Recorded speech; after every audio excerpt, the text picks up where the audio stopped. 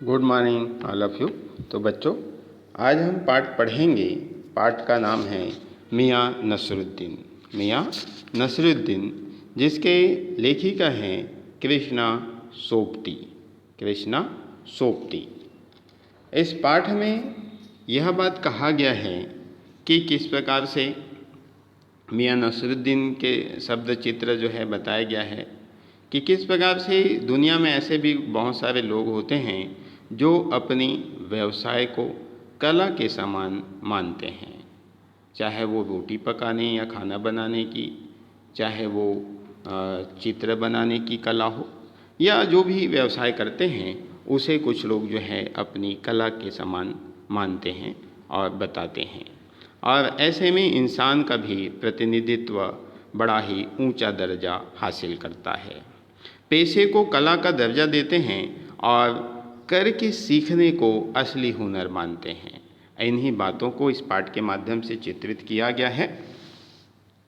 मियाँ नसरुद्दीन शब्द चित्र हम हस्मत नामक संग्रह से लिया गया है। इसमें खानदानी नानबाई मियाँ नसरुद्दीन के व्यक्तित्व, रुचियों और स्वभाव का शब्द चित्र खींचा गया है। मियाँ नसरुद्दीन जो है अपने मसीहाई अंदाज में रोटी पकाने की कला और उसमें अपनी खानदानी जो महारत है उसे बताते हैं। वे ऐसे इंसान का भी एक प्रतिनिधित्व करते हैं जो अपने पेशे को कला का दर्जा देते हैं और करके सीखने को असली हुनर मानते हैं। और यह भी बात कहा गया है, लेखिका बताती हैं कि एक दिन वह मटिया महल के गड़ैल मोहल्ले की तरफ निकली तो एक अंधेरी व मामूली सी दुकान पर आटे का ढेर सनते देखकर उसे कुछ जानने का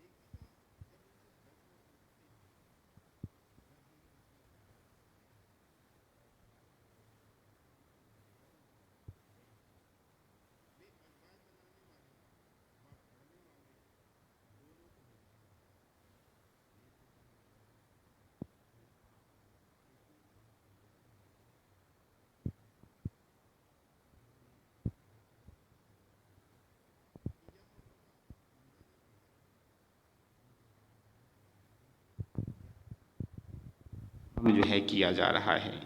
इनके वालिद मियाँ बरकत शाही नानबाई थे और उनके दादा आला नानबाई मियाँ कल्लन थे। उन्होंने ख़ानदानी शान का एहसास करते हुए बताया कि उन्होंने यह काम अपने पिताजी से सीखा। नसरुद्दीन ने बताया कि हमने यह सब मेहनत से सीखा। जिस तरह बच्चा अपने अलिफ से शुरू होकर आगे बढ़ता या फिर कच्ची पक्की दूसरी से होते हुए ऊंची जमात में पहुंच जाता है, उसी तरह हमने भी छोटे छोटे काम, बर्तन धोना, भट्ठी बनाना, भट्ठी को आंच देना, बर्तन साफ करना आदि ऐसे छोटे छोटे काम कर करके यह हुनर हमने पाया है। तालीम की तालीम भी और बड़ी चीज़ होती है। खानदान के नाम पर वे गर्व से फूल उठते हैं, गर्व से प्रसन्न हो उठते हैं। उन्होंने बताया कि एक बार बादशाह सलामत ने उनके बुज़ुर्गों से कहा कि ऐसी चीज़ बनाओ जो आग से ना पके, ना पानी से बने। उन्होंने ऐसी चीज़ बनाई और बादशाह को खूब पसंद आया। वे बड़ाई करते हैं कि खानदानी नानबाई कुएं में भी रोटी पका सकता है। लेखिका ने इस कहावत की सच्चाई पर प्रश्न चिन्ह लगाया तो वे भड़क उठे। लेखिका जानना चाहती थी कि उनके बुजुर्ग जो है किस बादशाह के यहाँ काम करते थे। अब उनका स्वभाव बदल गया।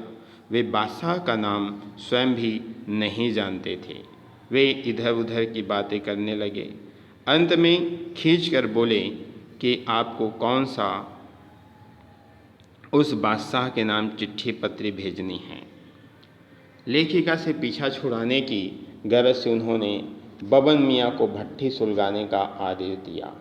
लेखिका ने उनके बारे में पूछा तो उन्होंने कहा कि वे मजदूरी देते हैं। लेखिका ने रोटियों की किस्में जानने की इच्छा जताई तो उन्होंने फटाफट नाम गिनवा दिए। फिर तुनक कर बोले कि तुन की पापड़ से ज़्यादा महीन होती है। फिर वे यादों में खो गए और कहने लगे कि अब समय बदल गया है, अब खाने पकाने का शौक़ पहले की तरह नहीं रह गया है और न अब कद्र करने वाले लोग हैं खाने की।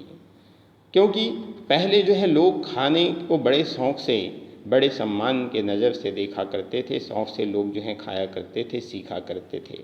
अब तो भारी और मोटी तंदूरी रोटी का बोलबाला है। हर व्यक्ति जल्दी में है, हर व्यक्ति के पास समय नहीं है, हर व्यक्ति जो है जल्दी से जल्दी जाना चाहता है।